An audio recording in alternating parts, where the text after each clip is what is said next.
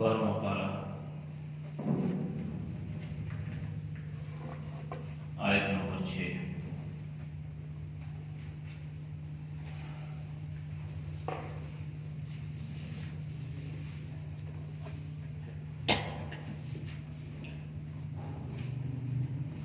اعوذ باللہ من الشیطان الرجیم، بسم اللہ الرحمن الرحیم۔ وما من دابة في الأرض إلا على الله رزقها ويعلم مستقرها ومستودعها كل في كتاب مبين۔ وهو الذي خلق السماوات والأرض في 6 أيام وكان عرشه على الماء ليبلوكم أيكم أحسن عملا، ولئن قلت إنكم مبعوثون من بعد الموت ليقولن الذين كفروا إن هذا إلا سحر مبين، ولئن أخرنا عنهم العذاب إلى أمة معدودة ليقولن ما يحبسه ألا يوم يأتيهم ليس مصروفا عنهم وحاق بهم ما كانوا به يستهزئون۔ صدق اللہ العظیم۔ ترجمہ: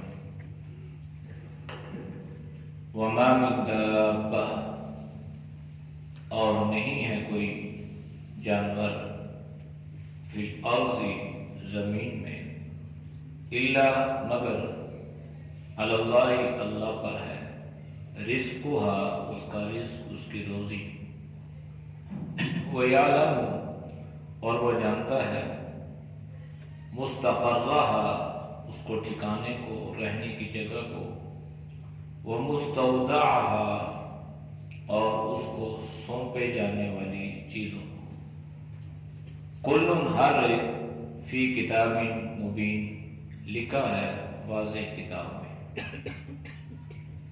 وَهُوَ الَّذِي، اور وہ ذات ہے، خَلَقَ السَّمَاوَاتِ وَالْأَرْضَ، پیدا کی آسمان و زمین، فی 6 ایام، 6 دنوں میں، وَكَانَ، اور ہے، عرشہ، اس کا تخت، عَلَى الْمَاءِ، پانی پر، لِيَبْلُوَكُمْ، تاکہ تمہیں آزمائے، ایُّکم، تم میں سے کون، احسن عملا، اچھے اعمال کرتا ہے۔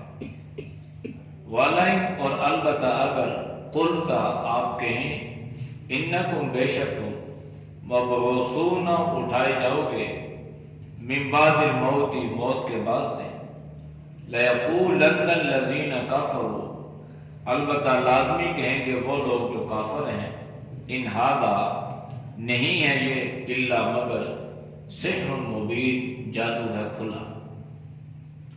وَلَئِن، اور البتہ اگر، اخرنا، ہم ہٹا دیں، مؤخر کر دیں، عنہم العذاب، ان پر سے عذاب کو، الی امت معدودۃ، ایک معلوم مدت تک، لیقولن، البتہ وہ لازمی کہیں گے، ما یحبسہ، کس نے اس کو روکا ہے، الا، خبردار، یوم، جس دن، یاتین، آئے گا ان پر، لیسا، نہیں، مصروفاً، پھیرا جائے گا، عنہم، ان سے، وحاق بہم، ان کو گھیر لیا جائے گا اس کے ساتھ، ما کانوا بہ یستہزئون، بسبب اس کے وہ تھے مزاح کرنے والے۔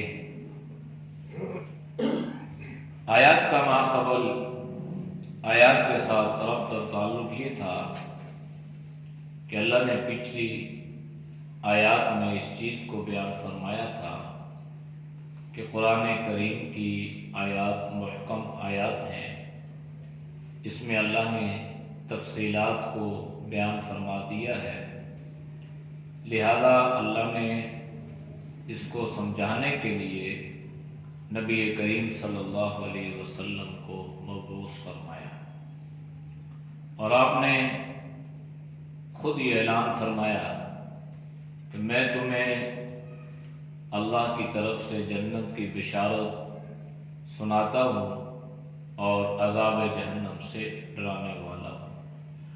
لہذا تمہیں چاہیے کہ تم اللہ کی عبادت کرو، اس سے معافی مانگو، اس سے استغفار کرتے رہو۔ جب تم استغفار کرو گے، اللہ سے معافی مانگو گے، تو اللہ نے جو وعدے آپ سے کیے ہیں، اللہ اپنے وعدے کو پورا کرنے والا ہے، تو اللہ تمہیں اپنا فضل عطا فرمائے گا جنت کی صورت میں۔ اب انسان ہے، دنیا میں آیا تو دنیاوی ضروریات میں الجھ کر رہ گیا، اور سب سے بڑی اس کی جو بنیادی ضرورت ہے وہ ہے اپنے پیٹ کا بھرنا۔ تو اللہ نے اس انسان کے بارے میں، بلکہ ساری کائنات کے بارے میں، اللہ نے ان آیات میں ایک وعدہ فرمایا ہے، اور وہ یہ ہے وَمَا مِن دَابَّةٍ، اور نہیں ہے کوئی دابہ۔ دابہ کہتے ہیں چوپائے کو، جانور کو۔ ہر وہ جانور جس میں سانس ہے، چاہے وہ فضاؤں میں ہے، ہواؤں میں ہے، زمین کے نیچے ہے، زمین کے اوپر ہے، تو اللہ نے فرمایا فی الارض، وہ زمین پر ہو، الا علی اللہ رزقها، مگر اس کی روزی کا ذمہ اللہ پر ہے، اللہ کی ذمہ داری ہے۔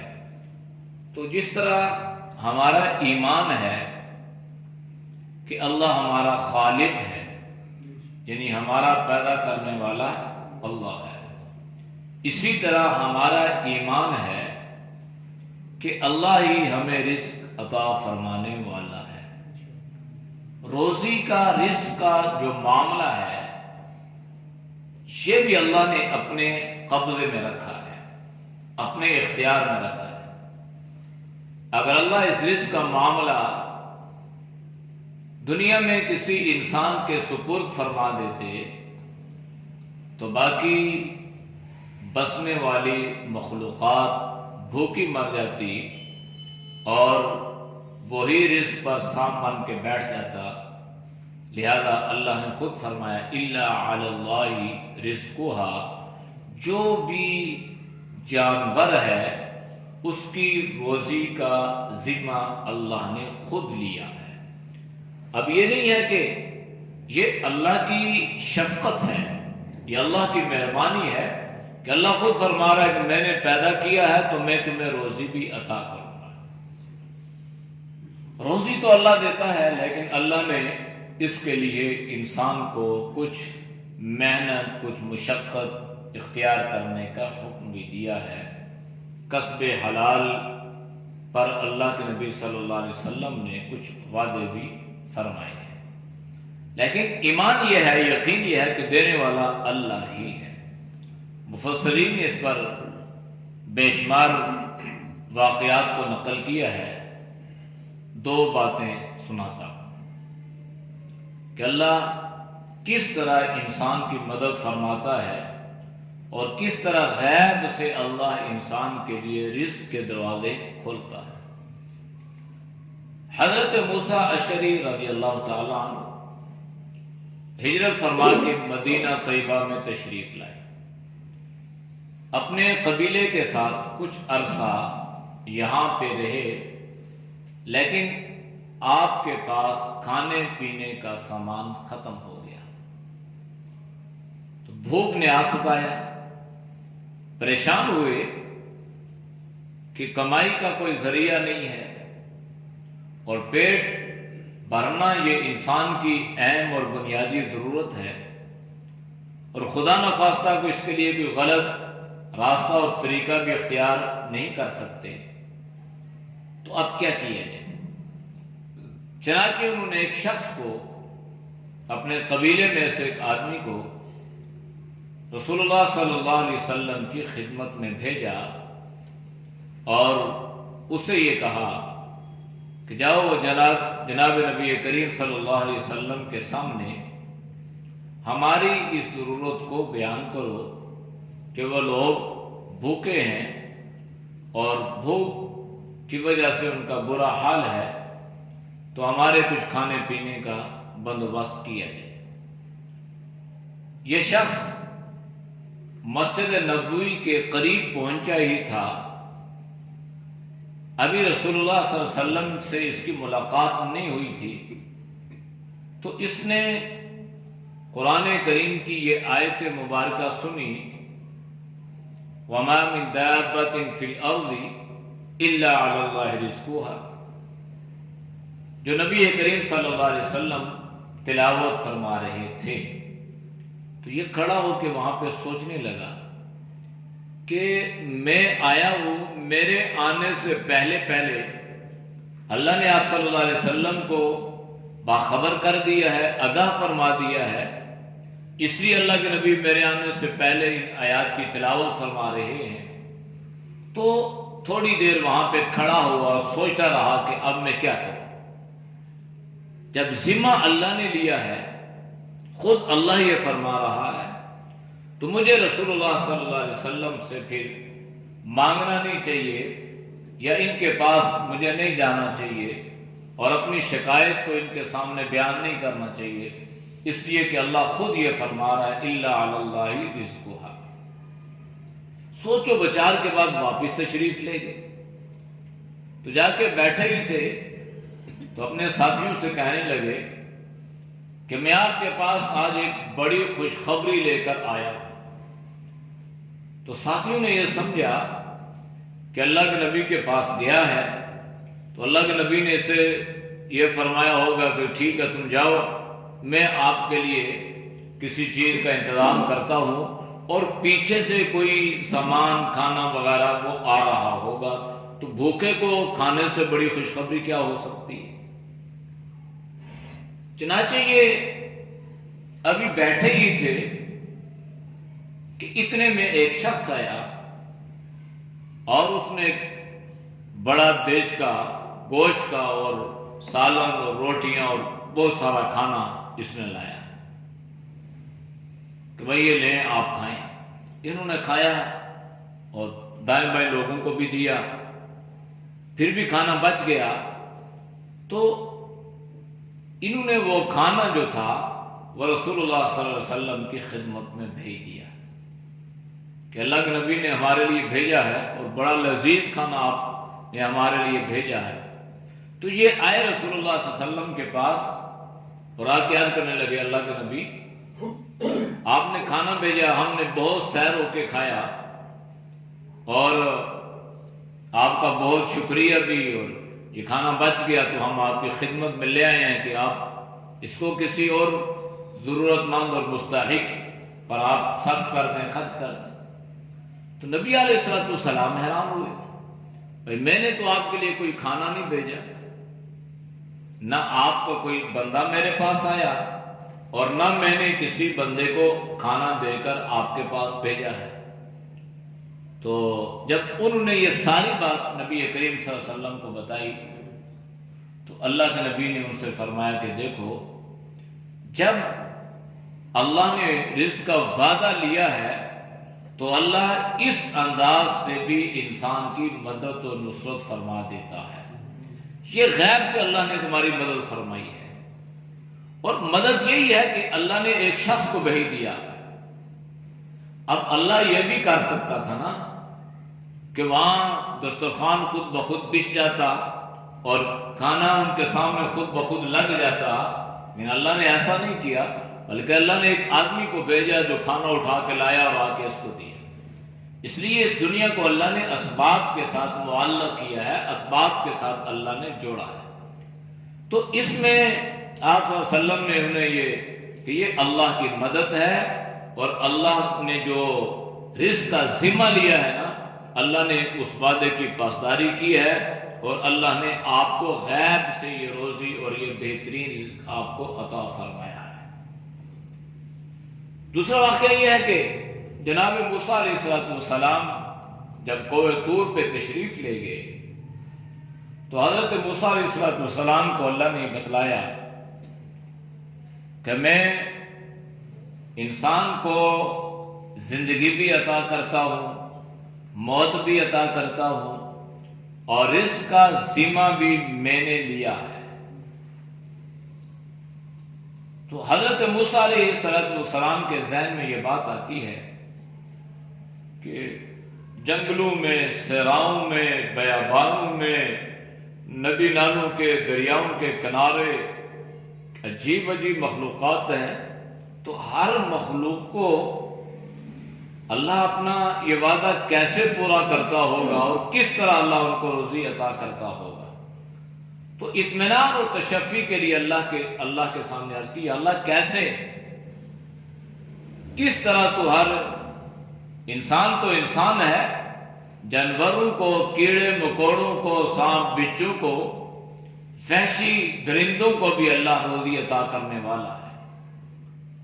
تو حضرت موسیٰ علیہ السلام کے ہاتھ میں جو چھڑی تھی، اللہ نے فرمایا کہ یہ جو ہاتھ میں چھڑی ہے، اس چھڑی کو اس چٹان پر مارو۔ حضرت موسیٰ نے اس چٹان پر چھڑی ماری، 2 ٹکڑے ہوئے۔ پھر فرمایا کہ یہ جو ٹکڑا ہے، یہ جو تہ ہے، اس پر پھر چھڑی مارو۔ دوسری مرتبہ حضرت موسیٰ علیہ السلام نے اس پر چھڑی ماری تو دوسری تہ پھٹی، اور آگے سے پھر ایک چٹان۔ تو پھر اللہ نے حکم دیا کہ یہ جو تیسری ہے، اس پہ بھی پتھر مارو، اس پہ بھی چھڑی مارو۔ حضرت موسیٰ علیہ السلام نے اس پہ بھی اپنا عصا مارا، اپنی چھڑی ماری، تو تیسری تہ جب پتھر کی پھٹی تو اس میں ایک کیڑا تھا جس کے منہ میں گھاس کا تنکا تھا۔ تو اللہ نے موسیٰ علیہ السلام سے فرمایا کہ اب یقین آ گیا کہ پتھر کی 3 تہوں میں اللہ نے ایک کیڑا پیدا کیا، اور اس کیڑے کی روزی کو، رزق کو بھی اللہ نے یہاں ہی پیدا فرما دیا۔ تو یہ ہے کہ اللہ پاک انسان کو اس انداز سے روزی عطا کرتا ہے، لیکن اللہ نے اہل ایمان سے ایک وعدہ فرمایا ہے۔ وہ وعدہ کیا ہے؟ وَمَن يَتَّقِ اللَّهَ يَجْعَل لَّهُ مَخْرَجًا وَيَرْزُقْهُ مِنْ حَيْثُ لَا يَحْتَسِبُ۔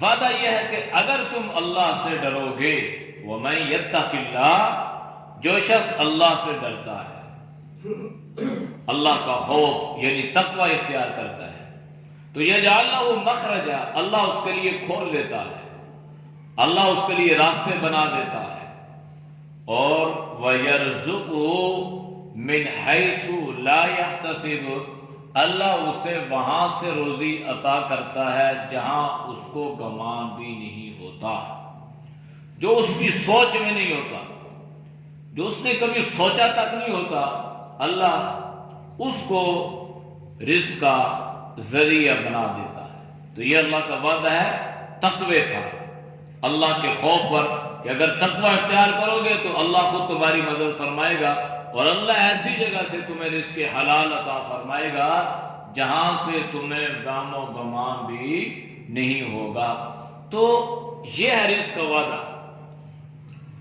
اب اللہ چاہتا تو ہمیں بھوک بھی نہ لگتی، پیاس بھی نہ لگتی، اللہ نے ہمارا نظام ایسا بنایا ہوتا، لیکن اللہ کا ہر کام حکمت پر مبنی ہے۔ انسان کو بھوک بھی لگتی ہے، بھوک کے لیے انسان کو غذا کی ضرورت بھی ہے۔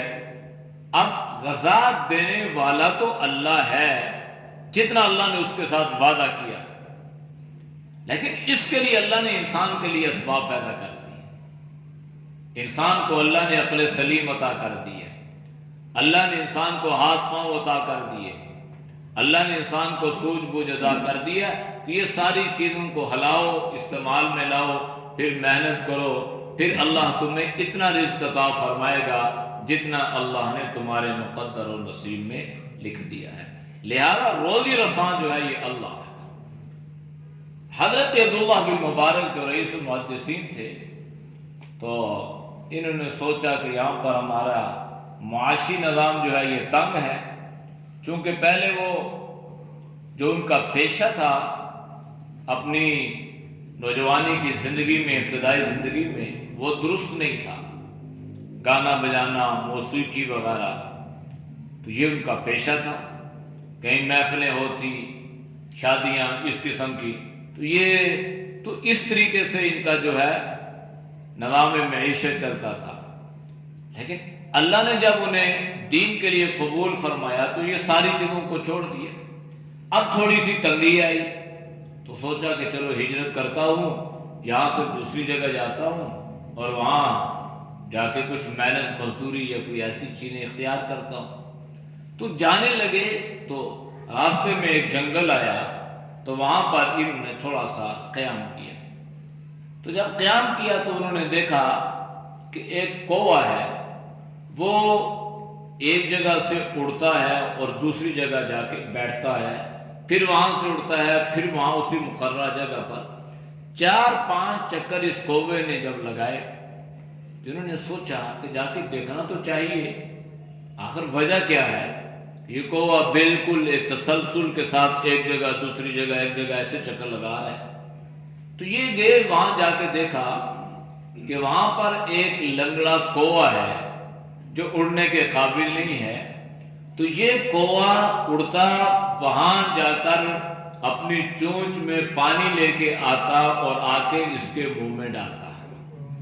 جب یہ قصہ حضرت عبداللہ بن مبارک نے دیکھا تو آپ کا ایمان اور یقین مضبوط ہو گیا اور آپ وہاں سے واپس ہو گئے۔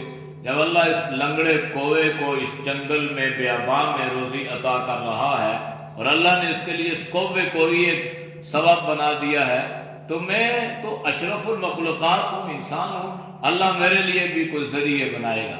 واپس آ گئے، علم کے ساتھ دین کے ساتھ جڑ گئے اور اللہ نے ایسے ذریعے بنائے کہ وقت کا بادشاہ تھا ہارون الرشید۔ یہ بھی حضرت عبداللہ بن مبارک کی زندگی کو دیکھ کر حیران رہ گیا کہ ان کی زندگی اور ان کی زندگی کے رخ آپ دیکھیں کہ جب کچھ بھی نہیں تھا، سفر کے لیے جا رہے ہیں، پھر واپس آ گئے اور اس طرح۔ لیکن اللہ نے جب دین کے ساتھ جڑ گئے تو اللہ نے دین بھی عطا کر دیا اور اللہ نے دنیا جو مقدر اور نصیب میں تھی وہ بھی اللہ نے انہیں عطا کر دی۔ اور ایک وقت وہ آیا جب حضرت عبداللہ بن مبارک بغداد شہر میں تشریف لا رہے تھے تو شہر میں شور مچا۔ تو ملکہ زبیدہ نے اپنے محل کے اندر اس چیز کو محسوس کیا کہ شور کی آوازیں آ رہی ہیں، تو اپنے محل سے باہر جھانکا تو دیکھا کہ لوگ ہی لوگ ہیں۔ تو اپنے دربان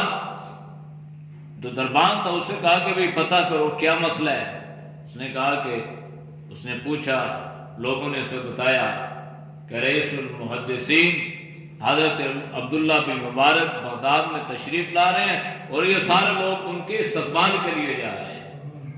ملکہ زبیدہ نے جا کے اپنے خاوند ہارون الرشید سے کہا کہ تیری بھی کوئی بادشاہت ہے، تیری بھی کوئی حکومت ہے، تیری بھی کوئی عزت ہے، اگر تو نے کوئی عزت دیکھنی ہے یہ دیکھ، باہر جا کے ذرا دیکھ کیا ہو رہا ہے باہر۔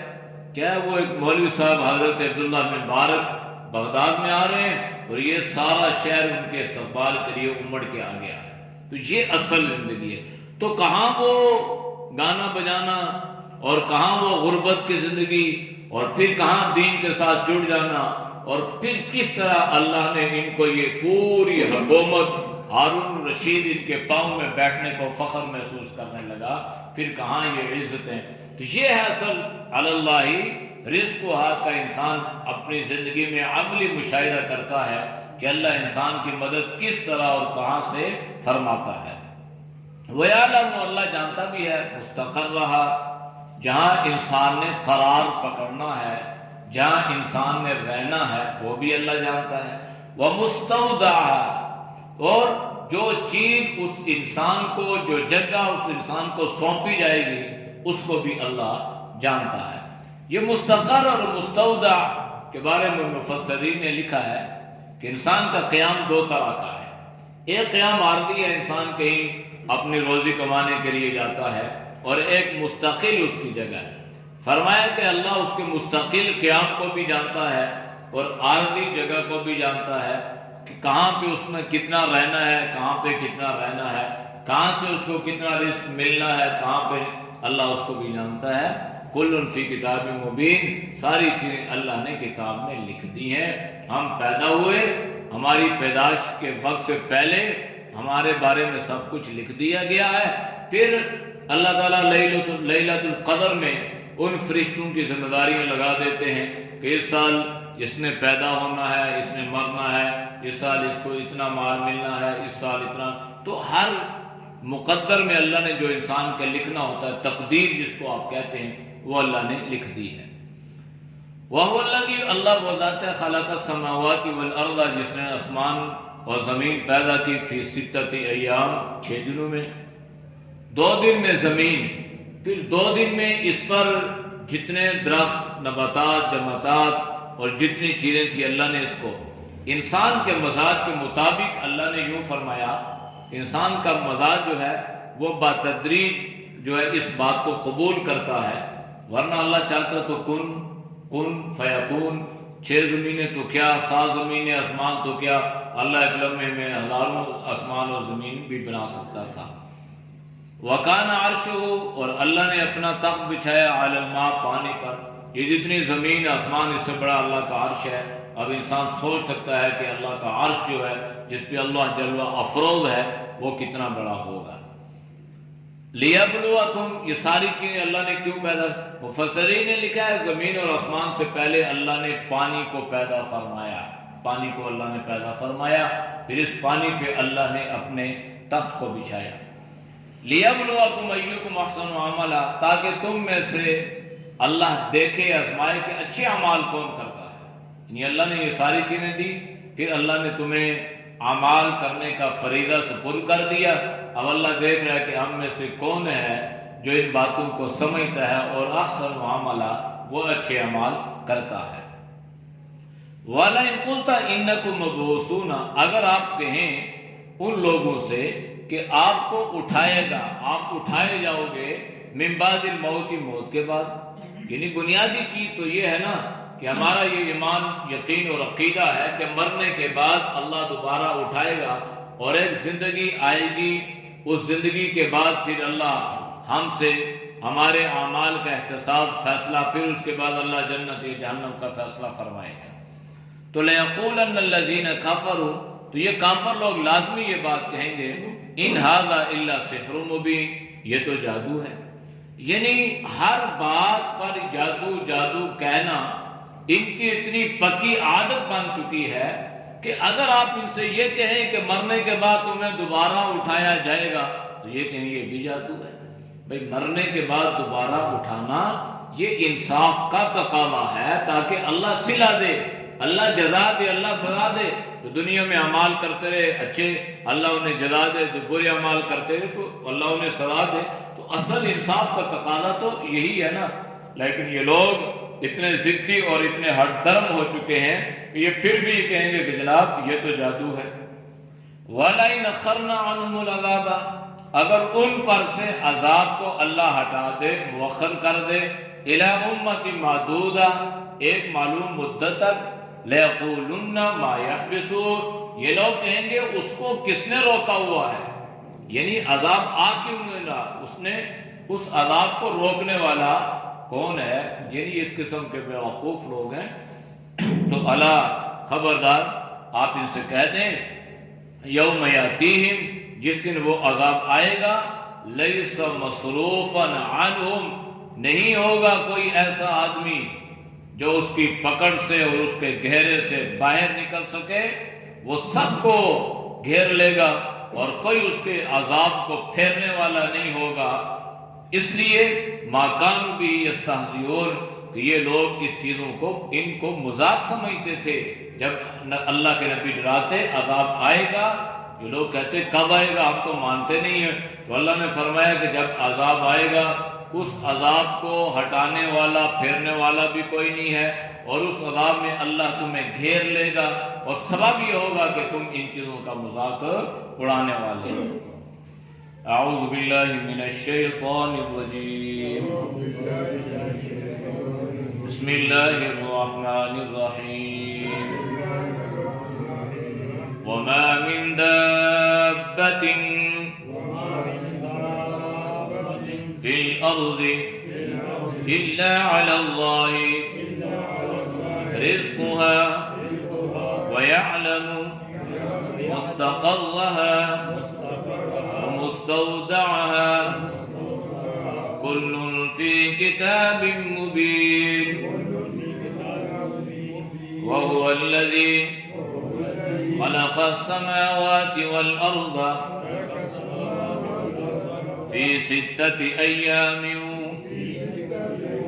وكان عرشه على الماء ليبلوكم أيكم أحسن عملا ولئن قلت إنكم مبعوثون من بعد الموت ليقولن الذين كفروا إن هذا إلا سحر مبين ولئن أخرنا عنهم العذاب إلى أمة معدودة ليقولن ما يحبس على يوم يأتيهم ليس مصروفا عنهم وحاق بهم ما كانوا به يستهزئون. صدق الله. الحمد لله رب العالمين والعاقبۃ للمتقین والصلاۃ والسلام علی النبی الکریم. یا اللہ ہم سب کے سجدہ میرے گناہوں کو معاف فرما. اے اللہ گناہوں سے حفاظت فرما. اے اللہ نیک اعمال کی توفیق نصیب فرما. برے اعمال سے اللہ تو سب کی حفاظت فرما. یا اللہ تو ہم سب کے لیے رزق حلال وافر مقدار میں مہیا فرما. اے اللہ رزق حلال میں وسعت عطا فرما. یا اللہ غیب سے اللہ تو ہماری مدد و نصرت فرما. یا اللہ تو ہم سب کو اپنا ہی محتاج بنا. یا اللہ غیروں کی محتاجی سے اللہ تو ہم سب کی حفاظت فرما. یا اللہ جتنے دوست احباب بزرگ تیری رضا کے لیے درس قرآن سنتے ہیں اللہ ان کے سننے کو قبول فرما. یا اللہ تو سب کی جان مال ایمان میں صحت میں اللہ خوب برکتیں عطا فرما. ہر پریشانی مصیبت سے اللہ تو سب کی حفاظت فرما. اللہ ہماری دعاؤں کو اپنی بارگاہ میں قبول فرما. صلی اللہ تعالی علی نبی الامی وعلی آلہ وصحبہ اجمعین برحمتک یا ارحم الراحمین.